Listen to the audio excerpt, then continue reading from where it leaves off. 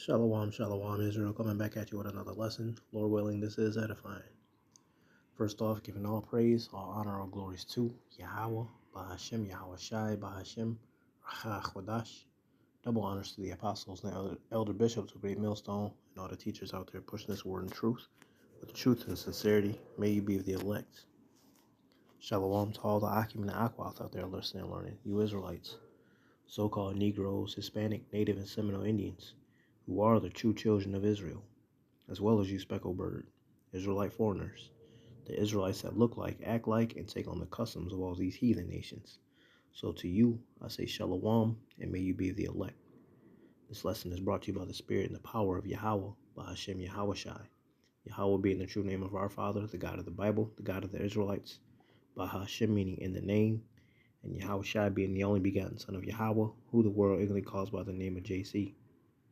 And this lesson is titled Perseverance for Purification. All right, no matter what the obstacle is, you keep in the course and striving towards purification, right? Because we want to be as, just like Yahweh Shai. We're not going to be completely like him, but our perseverance, our striving towards, to be like him is the goal. All right. This is 1 John chapter 3, and I'm going to read 1 through 4.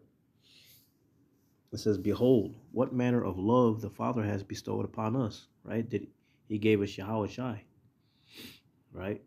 He gave us, something to look forward to, right? That this is not the end all be all, right? That we should be called the sons of the Most High, right? And that's because we really don't deserve this. We didn't deserve to be woken up to this truth, to this facts, But he saw something in us and he woke us up, right? So it says, "Behold, what manner of love the Father has bestowed upon us, that we should be called the sons of the Most High. Therefore, the world knoweth us not, because it knew him not," right? Remember the stone that the 2/3 of our people disallowed, right? They didn't want to deal with Yahweh Shai.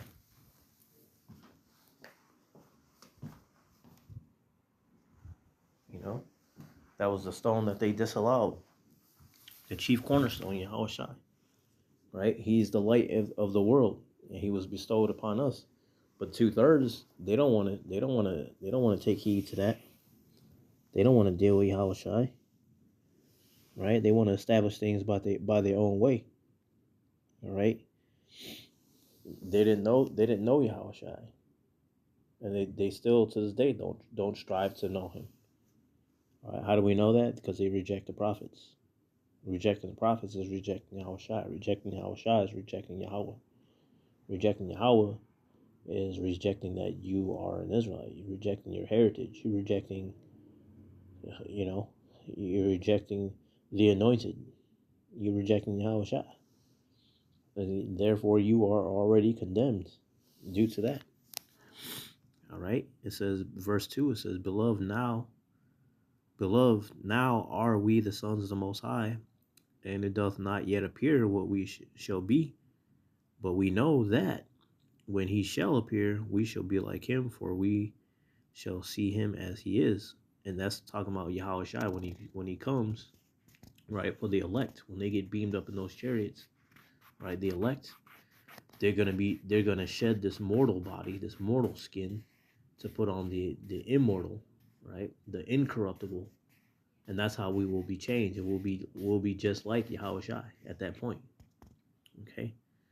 For we shall see him as he is, and every man that hath his hope, or hath this hope, in him purifieth himself, even as he is pure, right? And that's that striving towards to be like Yahweh Shai, right? If you want to be an immortal, if you delight in thrones and scepters and crowns, right, things of that nature, well, then you're striving towards purification. You're striving to be towards like Yahweh Shai. All right, putting off that old man every day, keeping your body under subjection, right, and trying to do things that are pleasing unto Yahweh Shai. Verse 3 again, it says, and every man that hath this hope in him purifieth himself, even as he is pure. Whosoever committeth sin transgresses also the law, for sin is the transgression of the law. And that's what a lot of these wacky tacky Christians don't understand, right? Sin. When we say what is sin, they should be able to say sin is transgression of the law. What is that? Out of these 613 statute, laws, and commandments, right? If you break one, you break them all. So is your whole life supposed to be law, law, law? No, it's about faith. Because if you break one of the laws, you might as well break them all, right? No one's perfect, so you're never gonna be able to keep especially in this kingdom, you're never gonna be able to keep the law perfect. All right, so you just do to the best of your ability.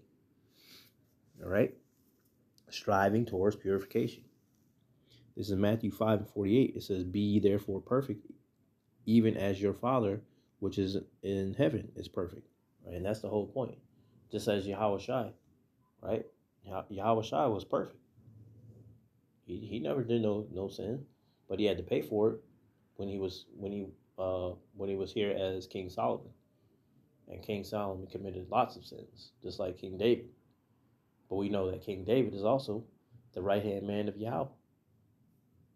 All right, underneath Yahweh Shai. All right. So point being, yeah, you in the flesh, you're bound to mess up. We're not perfect. All right, but you want to strive to be at your best. Right? You don't want to just keep putting off that old man, or should I say, you don't want to keep dealing with that old man. You should be putting that old man off. That old man should be put to rest. All right. And again, we're in the flesh. The flesh is gonna do what the flesh is gonna do. But you strive to keep doing better. Is the point. You don't settle. All right.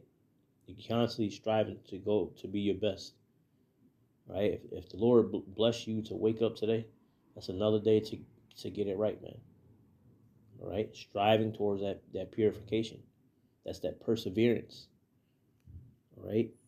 This is Hebrews 12. I'm reading 1 through 2. It says, "Wherefore, seeing we also are compassed about with so great a cloud of witnesses, let us lay aside every weight and the sin which doth so easily beset us, and let us run with patience and race that is run with patience the race that is set before us, looking unto Yahushua, the author and finisher of our faith, who for the joy that was set before him endured the cross, despising the shame, and is set down at the right hand of the throne of the Most High."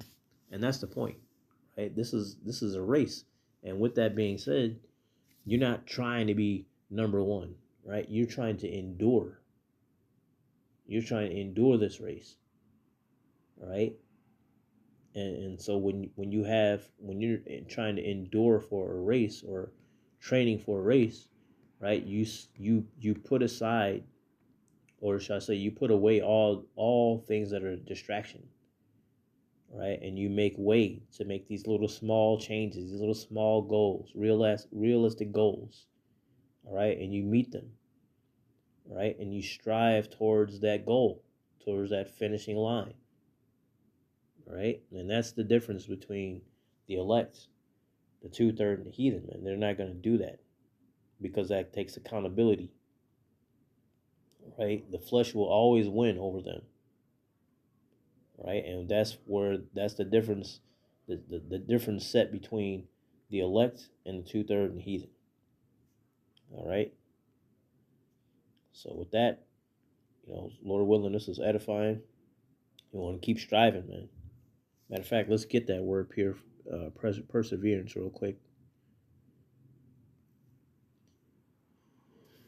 Perseverance, persistence in doing something despite difficulty or delay in achieving success. You see that?